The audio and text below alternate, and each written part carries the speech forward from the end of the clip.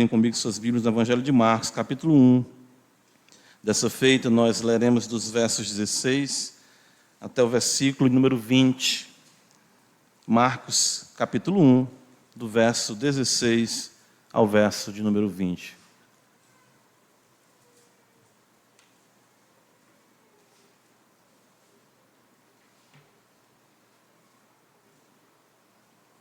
Acompanhe comigo a leitura da palavra de Deus, sua Bíblia. Diz-nos assim o Santo Evangelho.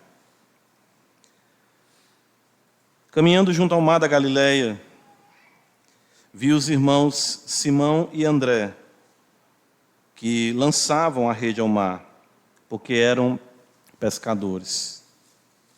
Disse-lhes Jesus: Vinde após mim, e eu vos farei pescadores de homens. Então eles deixaram imediatamente as redes e o seguiram. Pouco mais adiante viu Tiago, filho de Zebedeu, e João, seu irmão, que estavam no barco consertando as redes. E logo chamou, deixando eles no barco a seu pai Zebedeu com os empregados. Seguiram após Jesus. Amém. Pai, muito obrigado. Nós queremos te agradecer que o Senhor tem sido tão bom conosco, com a tua igreja, tem sido tão gracioso, tantas coisas o Senhor tem feito, Senhor, apesar de nós, pecadores. Queremos te render ações de graças e continuar pedindo que o Senhor seja conosco. Eu sei que tu tem prazer em que os teus filhos se dirijam a ti e peçam. Tu mesmo diz: pedi, dá-se-vos-á, buscai e achareis, batei e abri-se-vos-á. Então nós estamos aqui crendo que o Senhor é pródigo em dar. E nós devemos ser, sim, solícitos em pedir. E queremos te pedir, ser conosco mais uma vez. Santo Evangelho da glória de Deus, abre os nossos olhos para que contemplemos as maravilhas da tua lei. E que possamos entender mais ainda a graça do Senhor, essa graça bendita que nos sustenta de forma inexplicável e nos conduz através de muitas tribulações, como diz tua palavra, ao reino de Deus. E essa fé que é vencedora, nós te agradecemos. Dá-nos força, Senhor, para que continuemos aprendendo aos teus pés e vivendo os ensinamentos que procedem da tua santa palavra. No poder do Espírito Santo, assim nós cremos e oramos em Cristo Jesus. Amém. Meus irmãos, na semana passada nós consideramos a mensagem do Evangelho na pregação do próprio Cristo, né? Sendo Ele o conteúdo, sendo Ele a mensagem e também, de forma única, o mensageiro aqui, na manifestação do Filho de Deus, como nós temos visto, Marcos apresenta isso para nós de forma muito bela.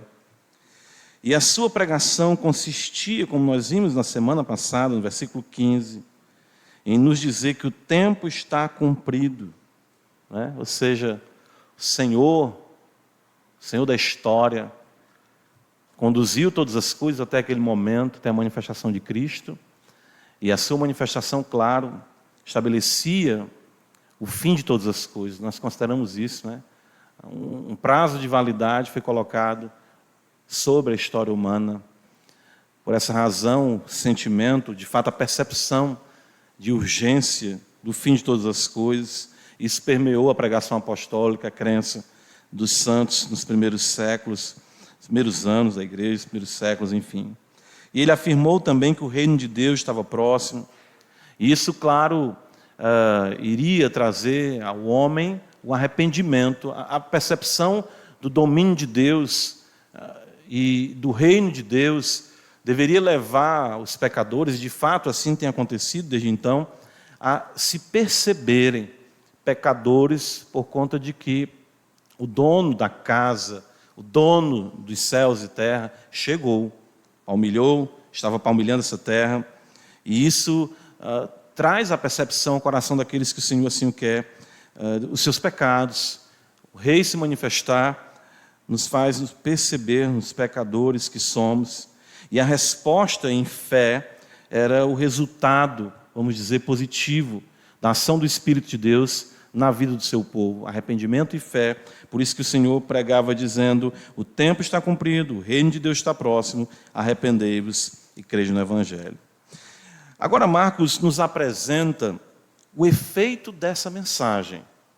Marcos, lembra que a gente falou que os evangelhos, eles não estão tão preocupados ou ocupados em nos trazer ali fatos cronologicamente ali, vamos dizer assim, organizados. Alguns fatos são pensados pelos evangelistas, Mateus, Marcos, Lucas e João, na construção, na percepção teológica do Cristo de Deus. Então, ele aqui nos coloca o chamado daqueles que vão compor o colégio apostólico, nós vamos saber disso mais à frente. Mas o fato é que o efeito dessa mensagem, saber que o reino de Deus está próximo, que o tempo se cumpriu, que o arrependimento era demandado do Senhor Deus, demandado dos homens da parte do Senhor Deus, e a fé no Senhor.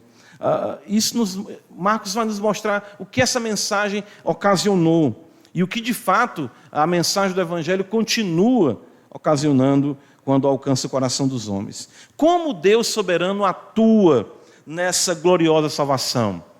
Então, a pregação do Evangelho, Cristo prega, mas nós sabemos também que Ele é o Deus Salvador. Ele está pregando o Evangelho e Ele é aquele que veio buscar e salvar o perdido. Lucas 19:10 está escrito isso: o Filho do Homem veio buscar e salvar o que estava perdido. Nós temos também aqui, claro, como os homens respondem. O que nós devemos esperar de uma resposta, vamos dizer assim, adequada ao Evangelho? Como saber se alguém ouviu o Evangelho, entendeu o Evangelho e que se tornou, de fato, um discípulo do Senhor? Marcos apresenta nesse quadro aqui, muito singelo, o padrão de como o Senhor age transformando os homens em seus discípulos. É isso que nós vemos aqui. Então, quando ele diz para nós, a partir do verso de número 16, veja, Jesus vai caminhando junto ao mar da Galileia, e ele vê os irmãos ali, André, Simão, e depois Tiago e João, filhos de Zebedeu. Ele nos diz como Cristo agiu e qual foi a resposta desses homens com a mensagem do Evangelho. Essa mensagem: arrependei-vos, o reino de Deus está próximo, o tempo está cumprido, arrependei-vos e crede no Evangelho. Então, eu quero observar com os irmãos aqui a ação divina como resultado da pregação do Evangelho, o que é que Deus faz, e a resposta dos homens em fé e em obediência. Nós podemos ver daqueles que de fato são alcançados pelo Evangelho. Em primeiro lugar, veja, Deus, Ele é soberano na nossa salvação. Deus, Ele é soberano na salvação.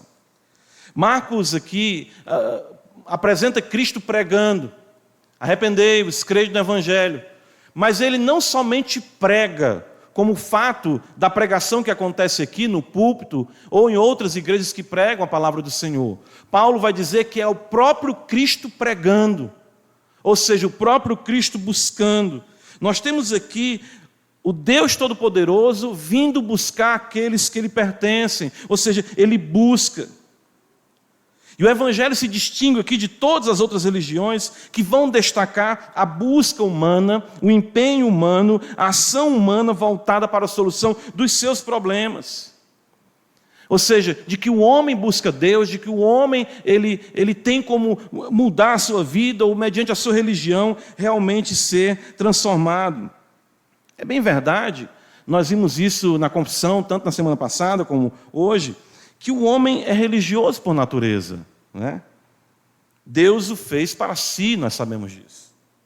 Mas desde a queda, todo o empenho humano é maculado e corrompido pelo pecado, a ponto de Paulo afirmar que não há quem busque Deus. Está escrito em Romanos 3, verso 11, Paulo diz: não há quem busque Deus, não há quem entenda. Sendo assim, impossível para o homem se voltar para o Senhor, o Deus único e verdadeiro. Então Marcos apresenta para nós de forma muito bela a iniciativa do próprio Deus caminhando e buscando os seus. Jesus desce, vem até nós e Ele caminha junto ao mar da Galileia, não por acaso, Ele queria aqueles homens. Ele vai caminhando pelo mar da Galileia e Ele viu Simão e André, ele viu João e Tiago. Ele encontra esses homens em suas vidas comuns, no desempenho dos seus negócios, dos seus planos, dos seus projetos de vida, alguns até muito bem, por sinal. Veja que no versículo número 20, provavelmente versículo 19 e 20, João e Tiago tinham uma pequena, vamos dizer assim, indústria de pesca, eles tinham empregados. Estavam vivendo suas vidas comuns, estavam caminhando no seu dia a dia, lidando com seus negócios, e nem lidando com a necessidade, vamos dizer, de salvação. Mas de repente, Cristo se apresenta e vem buscá-los onde eles se encontram. Isso é muito maravilhoso.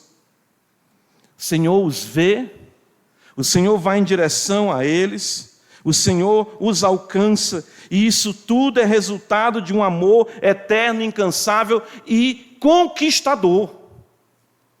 Jesus veio buscar Simão e André, Jesus veio buscar João e Tiago, Jesus veio buscar você aqui essa noite. O fato dele caminhar, o fato dele vir, o fato dele saber o endereço, onde estava, isso revela, claro, né, propósito de Deus em alcançar esses homens, como também alcançar as nossas vidas.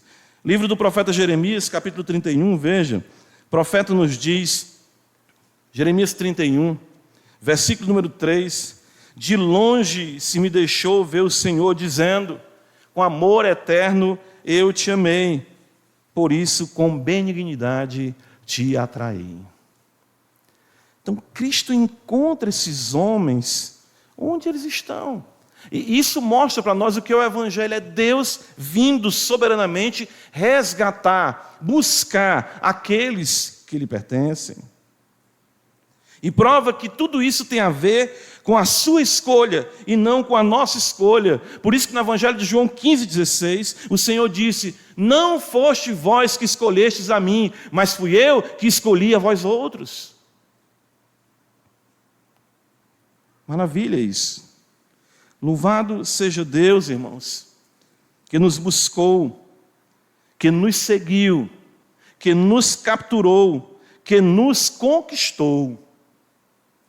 Eu não perguntava por Cristo, eu não queria saber de Cristo, como você também não queria, mas o Senhor lhe encontrou nas trevas dos seus caminhos, o Senhor lhe encontrou nos seus projetos, nos seus planos. A gente canta assim, onde estaria eu, né? Nós cantamos aqui um cântico, né? Se não tivesse me alcançado, onde estaria eu? Exatamente isso.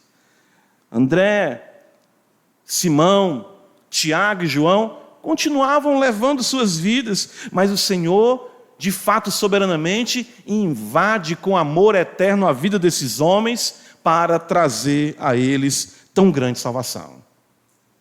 Isso é o Evangelho, isso é o efeito do Evangelho. É isso que aconteceu com esses homens e que também se torna um padrão para a vida de todos aqueles que são alcançados pelo Evangelho de nosso Senhor e Salvador Jesus Cristo. Não foi você, não fui eu, mas foi Ele. É isso que Marcos apresenta para nós no Santo Evangelho. E esse empenho, irmãos, não cessa, pois se assim Ele fez quando não o conhecíamos, muito mais agora, sendo dele ovelhas, seu amor continua a nos abraçar. Paulo escrevendo aos Romanos, eu gosto sempre de trazer à memória esse texto, Romanos capítulo 5, veja comigo a Escritura.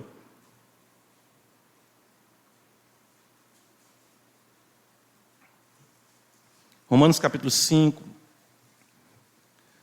versículo número 8, quando Paulo diz assim, mas Deus prova o seu próprio amor para conosco pelo fato de ter Cristo morrido por nós, sendo nós ainda pecadores. Doutrinariamente, aqui Paulo, no seu ensino, está dizendo o que Cristo fez. Eu não sabia dele, eu não perguntava por ele, mas ele já me amava e ele me buscou. É isso que nós vemos Marcos apresentar. Jesus caminhando na Galileia, ali na praia, no mar da Galileia, e ele vai em busca desses homens. Mas só que nós, como nós precisamos do Evangelho, é isso que nós estamos aqui considerando como crentes também, Nós temos que entender que essa obra, ela não acontece ali e pronto, fica apenas como algo emoldurado, uma lembrança grata que nós temos do evangelho que nos alcançou.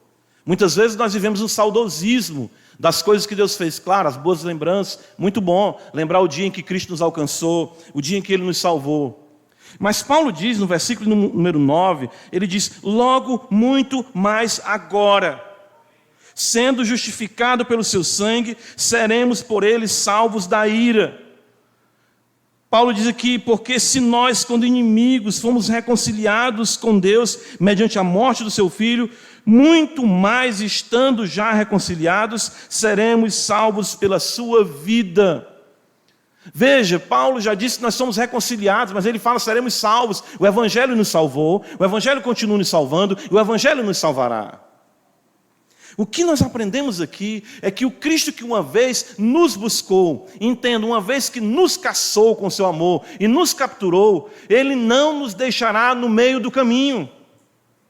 Ele continuará nos buscando. E nas muitas vezes, nos muitos momentos que você se encontrar nas situações mais complicadas da sua vida, ali a luz do Evangelho brilhará novamente sobre você. Logo, muito mais agora.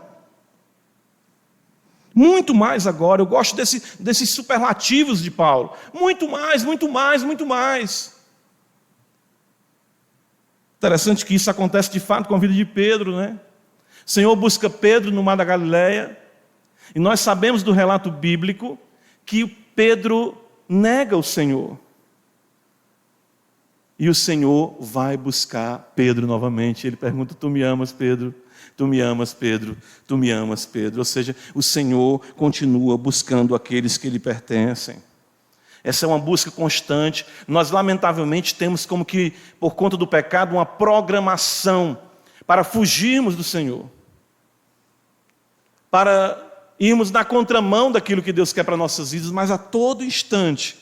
O amor que nos conquistou, o amor que nos amou eternamente, o amor que nos alcançou em nossas trevas, quando vivíamos na dissolução dos nossos pecados, continua sendo o amor que nos busca todas as vezes que nos encontramos afastados do Senhor. E aqueles que adentraram aqui essa noite sem ido servir, você acha que está aqui buscando a Deus, eu acho que está aqui por acaso.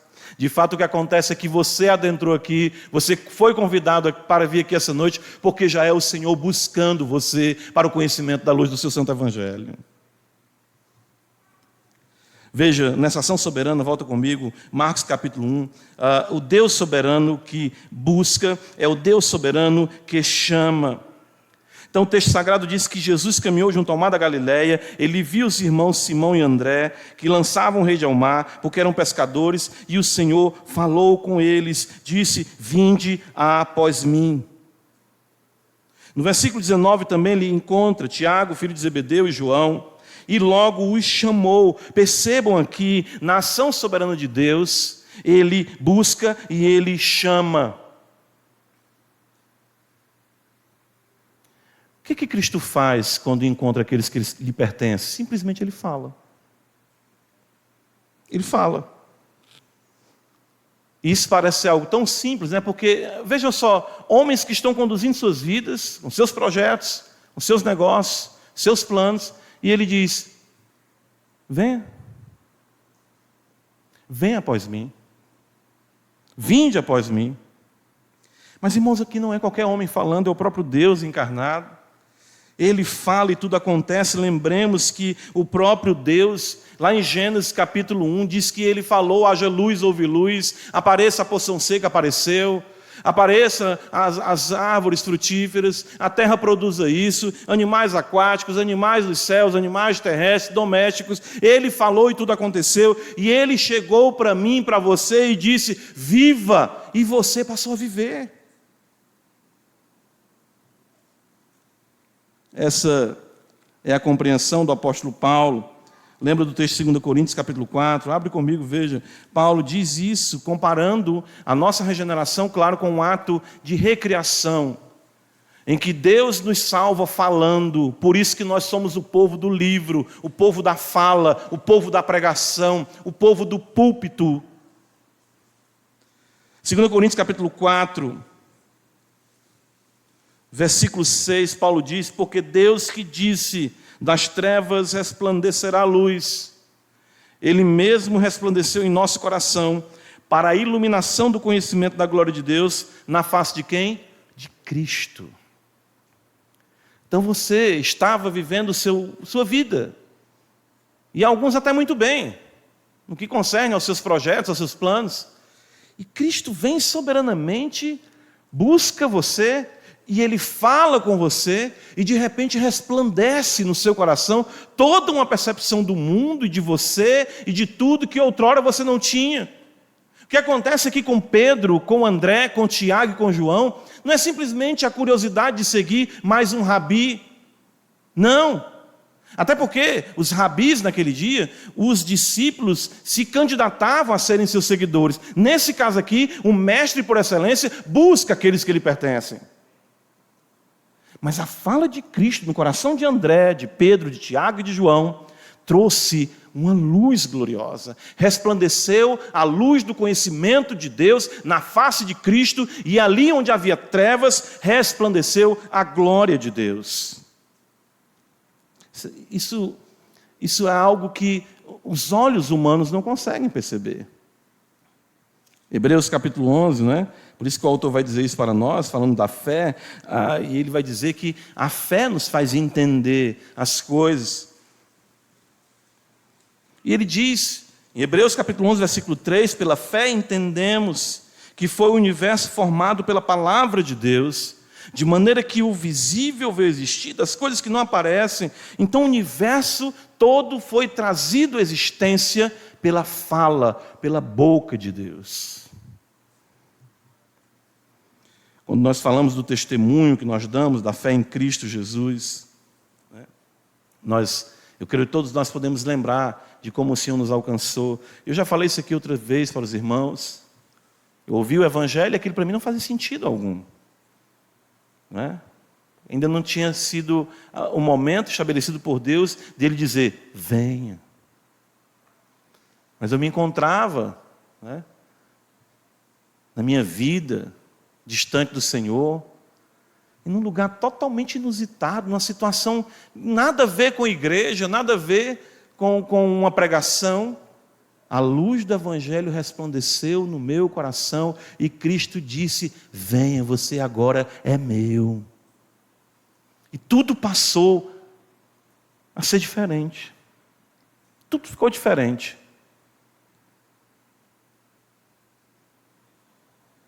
E ele chama para quê? Veja, Marcos 1, ainda, ele disse no versículo 17, vinde após mim. Ele chama para quê ou para quem? Ele nos chama para si, para seguirmos após Ele. Ele de fato diz, agora você vai ter alguém conduzindo a sua vida, e esse chamado não nos ofende, ele nos traz alegria. Então tu está me chamando para ser o meu dono, isso mesmo, você vai vir após mim, nunca na minha frente, nunca do meu lado, porque eu conduzirei a tua vida agora. E a gente diz, amém. Você pode. Aliás, o Senhor pode. O Senhor manda e nós obedecemos. A voz é tão gloriosa, tão conquistadora, tão terna, que o fato de dizer, vinde após mim, não ofende os discípulos. Pelo contrário, eles agora sabem que suas vidas não serão mais pautadas pelo que eles haviam estabelecido como seus projetos, seus planos. Mas Cristo se coloca na vida deles e diz, vocês agora me seguirão para onde quer que eu for.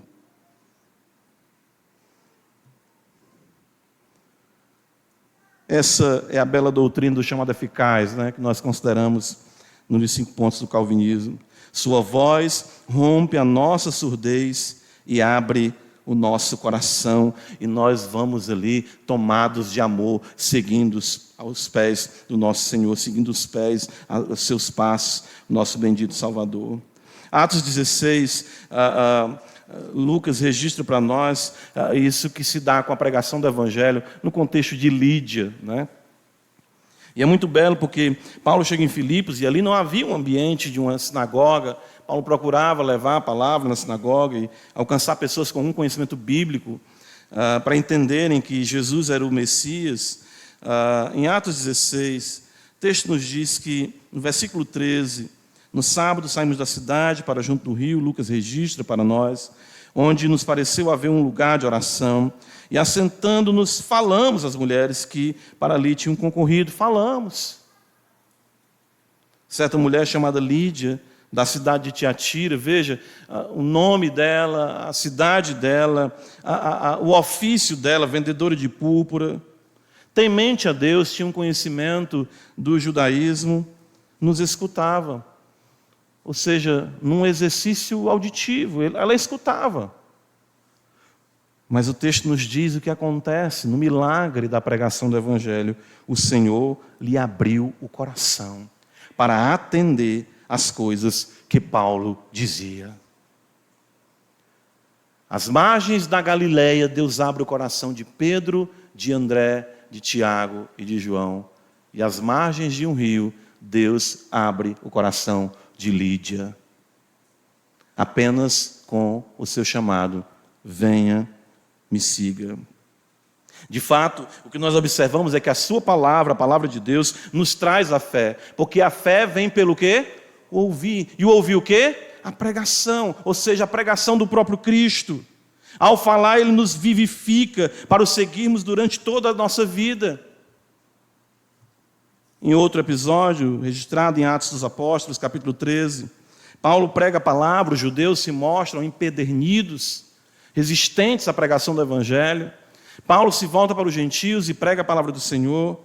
E Lucas registra para nós também, no versículo 48, que os gentios, ouvindo isto o quê? Veja o versículo 47. Eu te constituí para a luz dos gentios, a fim de que sejas para a salvação até os confins da terra, luz para os gentios. Os gentios, ouvindo isto, diz Lucas, glorificavam a palavra do Senhor, que os chamara, e creram todos os que haviam sido destinados para a vida eterna.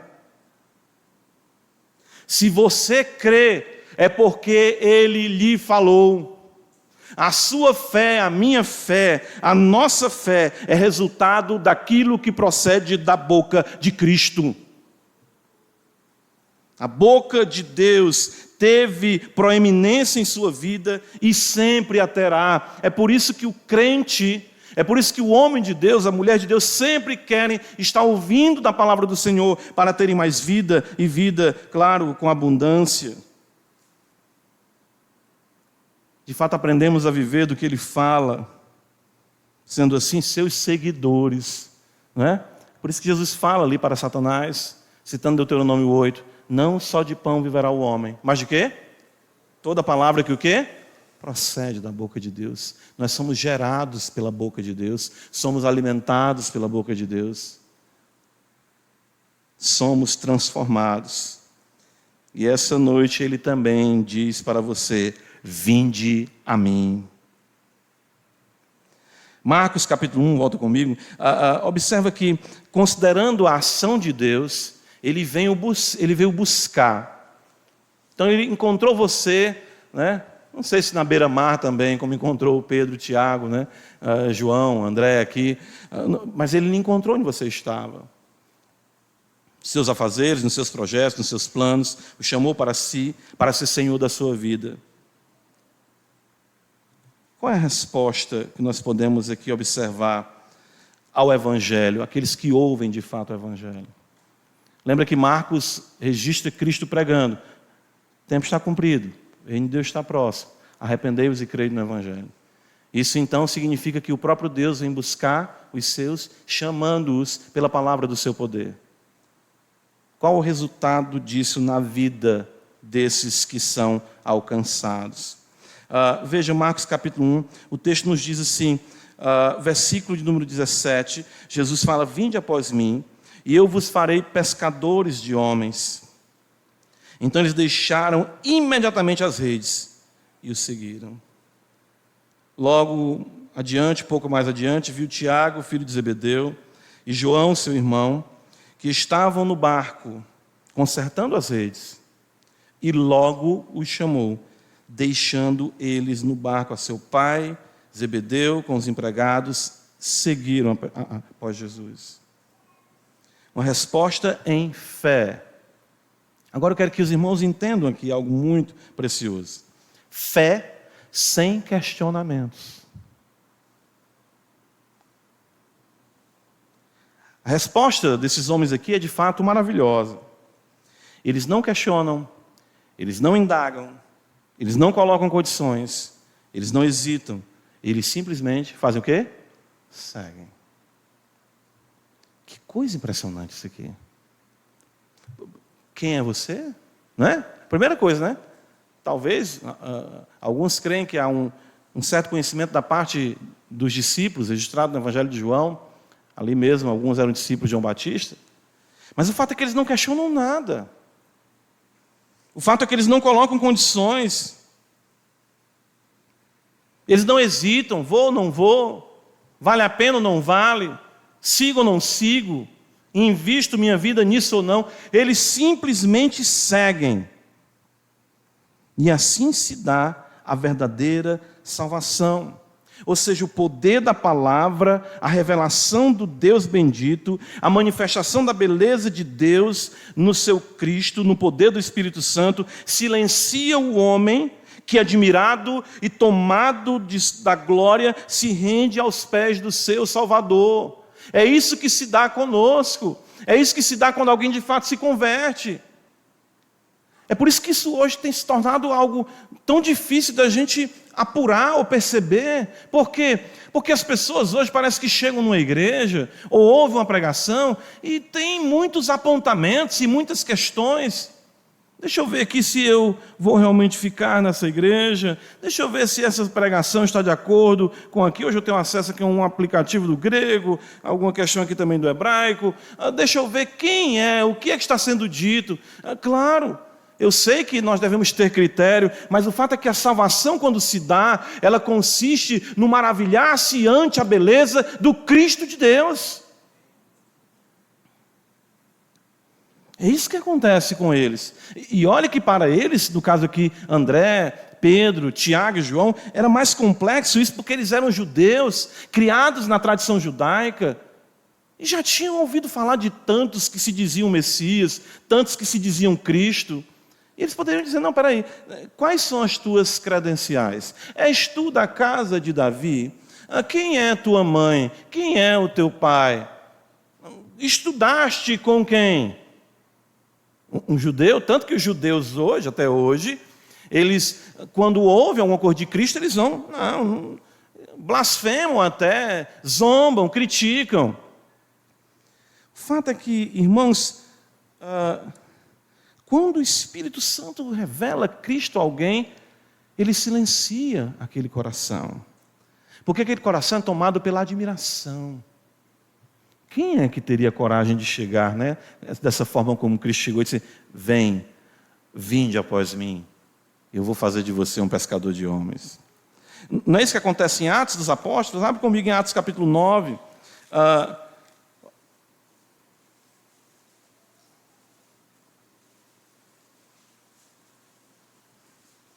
Nós temos aqui o judeu, né, mais criterioso. De fato, ele mesmo vai dizer que excedia a todos os seus compatriotas na religião judaica. E ele estava indo para Damasco, o texto diz, respirando ameaças, o versículo 1 diz, contra os discípulos do Senhor. Pediu cartas, autorização, foi para Damasco. E ele ia estrada fora, versículo 3. E subitamente uma luz do céu brilhou ao seu redor. Isso aqui, a experiência de Paulo, é o que se dá na vida de todo homem e mulher alcançados por Cristo. Sedentos, seus planos, seus projetos, até mesmo raiva do cristianismo. E subitamente uma luz, lembra da luz? A luz do conhecimento de Deus na face de quem? De Cristo. Cai por terra, uma voz fala com ele, Saulo, Saulo, por que me persegues? E ele pergunta, é típico dele como judeu, mas é uma pergunta já em submissão. Quem és tu? Kyrios. Quem és tu? Senhor. E a resposta, eu sou Jesus. A única coisa que Jesus fala para ele, eu sou Jesus a quem tu persegues. E ele então já começa a mandar na vida de Paulo, coisa linda: levanta-te, entra na cidade, onde te dirão o que te convém fazer. A partir de hoje, não são mais as suas regras, são as minhas regras. Venha após mim. É isso que Cristo faz com Paulo. Aliás, com Saulo. Quem teria coragem de pregar para Saulo naqueles dias? Eu não. O Senhor manda aqui Ananias ir até lá e diz: Senhor, esse homem é perigoso. Vai lá, pode ir lá falar com ele, porque ele está orando. Está orando? Ah, então foi amansado. Só ora quem é salvo. Só fala com Deus quem ouviu Deus falar com ele. Aí Ananias vai, né? E chega já dando ordem: levanta-te, recebe a purificação dos teus pecados. E o Senhor, através de Ananias, fala como vai ser a vida dele daquele dia em diante. Claro, irmãos, que no decorrer da caminhada cristã, dúvidas surgirão. Isso acontece com os discípulos. Lembra, né, que João Batista duvida? Lembra que os próprios discípulos, quando indagados ali pelo Senhor: quem diz o povo que eu sou? Pedro, quando diz que ele é o Cristo, isso é por revelação divina. Claro que dúvidas surgirão, e claro que o conhecimento crescerá, claro que o se relacionar com o Mestre trará mais compreensão. Mas a princípio, maravilhar-se ante a graça é sublime. E eu sinto falta disso hoje, como crente, de ver pessoas vindo para a igreja por amor a Cristo e não por curiosidades teológicas. Não porque estão buscando alguma coisa teologicamente que se adeque ao seu pensamento. Mas eu sinto falta de pessoas maravilhadas com a Bíblia, rendidas diante dos pés de Cristo e dizendo: pastor, eu quero me unir aqui a esse povo, porque eu estava em trevas e uma luz brilhou sobre mim e Ele agora é dono do meu ser. Não, hoje a gente vive no mundo hoje de quê? De preferências, de ídolos, de tietagem. Saudade desse tempo.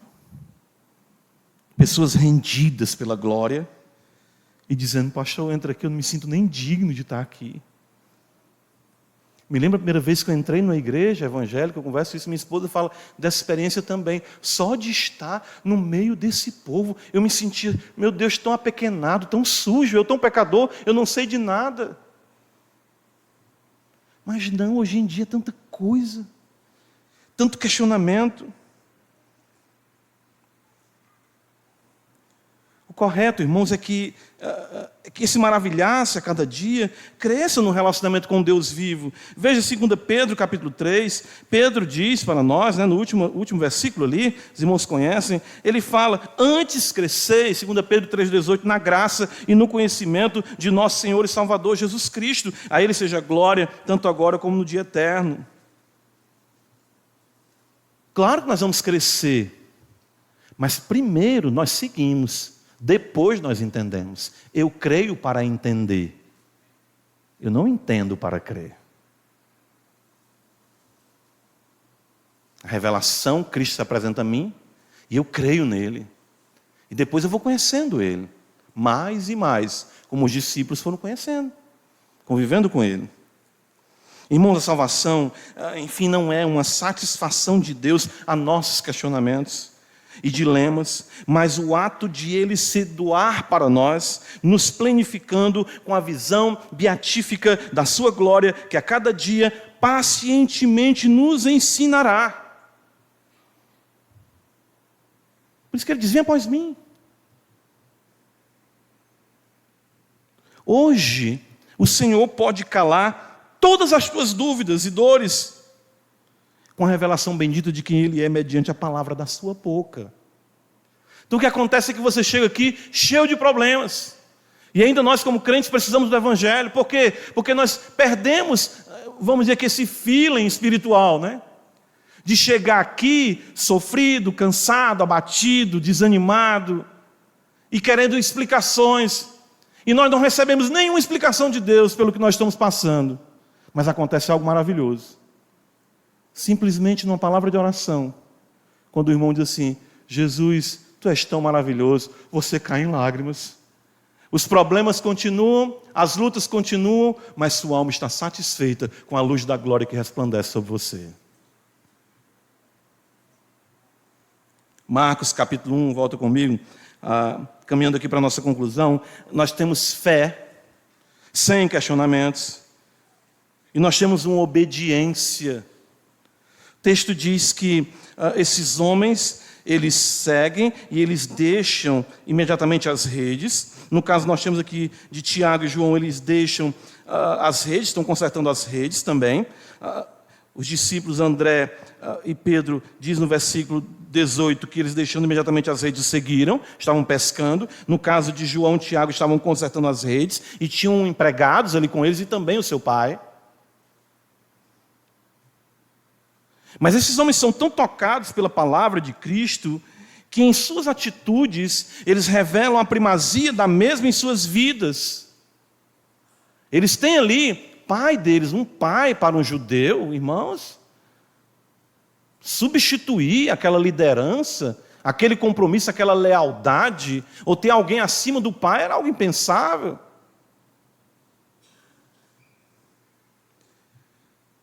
Acontece uma mudança radical na vida desses homens. Cristo tem preeminência sobre a diretriz da vida deles. Tinham planos para aquele dia.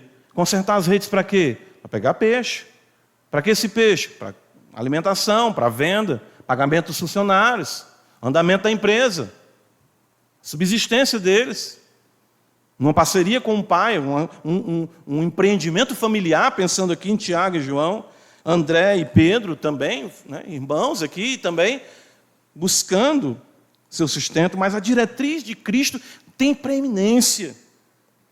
Cristo tem preeminência sobre as relações familiares. Cristo tem preeminência sobre os seus projetos de vida. É isso que Marcos quer mostrar para nós aqui. Lucas capítulo 14, abre comigo a escritura. O Senhor Jesus, depois fala disso para as multidões. Ele faz isso com Pedro, André, Tiago, João, os outros discípulos que ele vai chamar para mais à frente compor o colégio apostólico. Nós vamos ver esse texto mais à frente no Evangelho. Mas olha o que diz Lucas capítulo 14, eu acho esse texto esclarecedor para o que acontece em Marcos capítulo 1, nós estamos considerando aqui. Lucas 14, verso 25, diz: grandes multidões o acompanhavam. Opa, tá bom, hein? Muito legal. Multidões o seguiam, acompanhavam. E ele, voltando-se, lhes disse: se alguém vem a mim e não aborrece a seu pai, a mãe, a mulher, filhos, irmãos e irmãs e ainda sua própria vida, não pode ser meu discípulo. Qualquer que não tomar a sua cruz e vir após mim, não pode ser meu discípulo. E ele diz: pois qual de vós, pretendendo construir uma torre, não se assenta primeiro para calcular a despesa e verificar se tem os meios para concluir, para não suceder que, tendo lançado os alicerces e não podendo acabar, todos os que a virem zombem dele, dizendo: este homem começou a construir e não pôde acabar. Ou qual é o rei que, indo para combater outro rei, não se assenta primeiro para calcular se com 10.000 homens poderá enfrentar o que vem contra ele com 20.000? Caso contrário, estando outro ainda longe, envia-lhes uma embaixada pedindo condições de paz. Assim, pois, todo aquele que dentre vós não renuncia a tudo quanto tem, não pode ser meu discípulo. O que acontece é que muitas pessoas recebem um chamado geral, né? Isso também é mais uma compreensão do chamado de Deus. Muitos são chamados, a Escritura diz, o Senhor fala. Como é que é o restante do versículo? E o quê? Poucos escolhidos. Porque muitos se empolgam com Cristo, mas não colocam Cristo acima de tudo em sua vida. Claro que isso não significa alienação da vida ou abandono dos familiares. Em Marcos capítulo 1, versículo 29 ao 31, o Senhor cura a sogra de Pedro. Pedro ainda está convivendo com aqueles a quem ele ama. Tinha sua esposa e tinha sua sogra. E também nós compreendemos os chamados singulares. Eles estão sendo chamados aqui para compor o colégio apostólico. Nós sabemos que nem todos são chamados para irem mundo afora. Mas o que o texto ressalta como regra para todos os que são chamados por Cristo é o fato de que o colocam em primeiro lugar em suas vidas. Ele é que tem que ser mais amado, ele é que é de fato mais digno de nossa devoção. E aí, quando as relações familiares não podem normatizar o nosso procedimento, e aí quando o meu emprego, o meu dinheiro não pode normatizar o meu comportamento, aí é quando Cristo tem de fato a primazia e Ele determina como eu devo viver, como eu devo me relacionar, como eu devo tomar minhas decisões, porque Ele é Senhor da minha vida. O Evangelho faz isso. O Evangelho faz isso, ele não nos coloca na contramão dos nossos familiares. Paulo, escrevendo a Timóteo, vai dizer que aquele que não cuida dos seus é pior do que os infiéis, os incrédulos. Mas o fato é que nós temos que amar a Deus acima de todas as coisas. O Evangelho faz isso. O Evangelho demanda fé, sem questionamentos, e obediência, que coloca Deus acima de tudo e de todos. Amar a Deus acima de tudo e de todos, com todo ser, caracteriza aqueles que ouviram a voz de Cristo, caracteriza aqueles que de fato foram alcançados pelo Evangelho. É assim com você? O Evangelho é apenas um apêndice, o Evangelho é apenas algo que faz você se sentir bem cumprindo o seu papel religioso dentro da sua esfera, enfim, de devoção, de homem ou mulher, que precisam ter uma relação com Deus, mas não uma relação que venha ditar os meus relacionamentos. Você é mais pelo seu pai, pela sua mãe, do que pelo próprio Cristo. Você é mais pelo seu trabalho do que pelo próprio Cristo. Você é mais pelos seus relacionamentos com seus familiares do que pelo próprio Cristo. Isso é importante nós considerarmos, porque o Evangelho nos coloca numa fé, em uma obediência plena ao Cristo de Deus. Quem tem de fato a primazia em sua vida? Quem está em primeiro lugar nos seus pensamentos?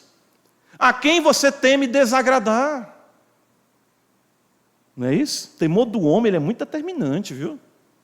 É muito determinante o temor do homem. A gente teme os homens e fica preocupado. Nós temos que agradar a Deus. Lembra disso? Pedro ali disse, importa-nos antes obedecer a Deus, mesmo diante ali, mesmo na iminência da espada.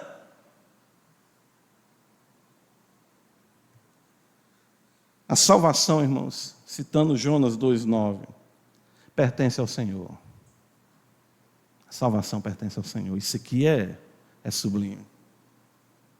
Foi Ele, como diz o Salmo, e não nós, que nos fez povo seu e rebanho do seu pastoreio. Aqueles que são por Ele chamados, o seguem em fé, sem questionamentos, e obediência. Esse é o resultado do Evangelho, e isso é experimentar o seu poder. Cristo lhe buscou, Cristo lhe falou. Você tem como verificar isso como? Se rendendo diante dele e seguindo ele todos os dias da sua vida. Amém? Graças te damos, Pai, por tua palavra bendita, pelo santo Evangelho.